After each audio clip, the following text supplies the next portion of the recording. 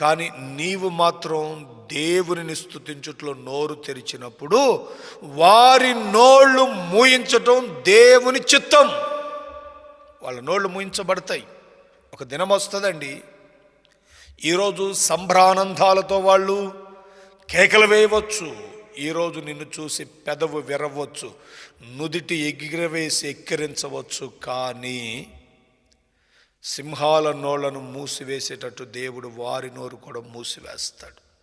మరొక మాట చెప్పనా, నువ్వు స్తుతించడం ప్రారంభిస్తే ఈ లోక సింహం ఉందే, గర్జించు సింహమైన సాతాను, వాడి నోరు మూయబడుతుంది, వాడు దూరం అయిపోతాడు, వాడిని నేమీ చేయలేడు, ఏ హాని నీ దగ్గరకు రాదు. నేను హింసించే వారిని నీవు దీవించాలి. చరిత్రలోనికి మనం వెళ్ళి చెప్తే, రాత్రి రాజుకు నిద్ర పట్టలేదు.